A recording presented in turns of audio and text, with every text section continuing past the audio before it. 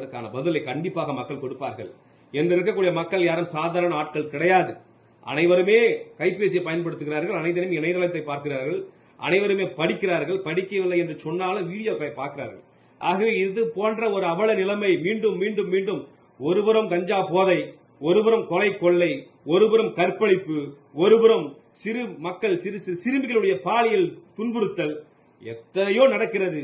ஆனால் அதையும் தாண்டி தன் வாழ்வாதாரத்திற்காக, தன் பிள்ளைகளின் மேம்பாட்டிற்காக தன்னுடைய உடலை வருத்தி கொண்டு எந்த நிலைமைக்கு போக வேண்டும் உயிரை கையில் பிடித்துக் கொண்டு நள்ளிரவு முதல் காலை வரை இந்த சென்னையை சிங்கார சென்னையா மாற்றக்கூடிய மக்களுக்கு இந்த நிலைமை என்று சொன்னால் நீங்கள் சிந்தித்து பாருங்கள். அவர்கள் ஆதிக்குடி, அவர்கள் பூர்வக்குடி, இன்று எங்கிருந்தோ வந்திருக்கிறவர்களுக்காக நீங்கள் வக்காலத்துக்காக அவர்களை விரட்டி அடிக்கிறீர்களே, அவர்கள் இல்லை என்று சொன்னால் சென்னையே கிடையாது. நீங்கள் கருத்தில் கொள்ள வேண்டும்.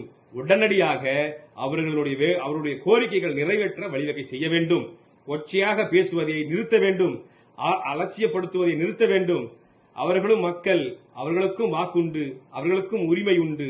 சட்டத்தின் முன் அனைவரும் சமம், எழுதப்பட்ட சட்டம் அனைவருக்கும் சமமானது. அத்தகைய சட்டத்தின் அடிப்படையாக மனிதர்களாக அவர்களை பாவிக்க வேண்டும், அவருடைய கோரிக்கை நிறைவேற்ற வேண்டும். தொடர்ந்து கொச்சைப்படுத்திய ஒரு மேயர் பிரியா அவர்களை நாங்கள் இது மூலம் வன்மையாக கண்டிக்கின்றோம். நீங்கள் சொல்லுகிறீர்கள் முதலமைச்சர்கள் சாப்பிட்டார், டீ குடித்தார். ஏன் அவர்கள் மக்கள் கிடையாதா? அவர்கள் மக்கள் கிடையாதா? அவர்களுக்கு உணர்வுகள் கிடையாதா? ஏன் அப்படிப்பட்ட மக்களோடு வாக்கு கேட்கும் போது தெரியவில்லையா? அவர்கள் சாப்பிடுவது மட்டும் சொல்லுகிறீர்களே, நாங்கள் வாக்கு கேட்டோம், வாக்கு சேகரித்தோம், எங்களுக்கு வாக்களித்தார்கள், இன்னைக்கு ஆட்சி அறையில் அமர்ந்து கொண்டிருக்கும் சொல்லுங்கள். அதையும் சொல்ல மறுக்கிறீர்கள். ஏன் மறுக்குகிறீர்கள்? மற வேண்டாம்.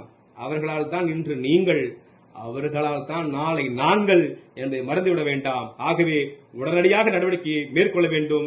நன்றி, வணக்கம். இதை தவறும் பட்சத்தில் மக்களுடைய எழுச்சி போராட்டம் தொடரும்.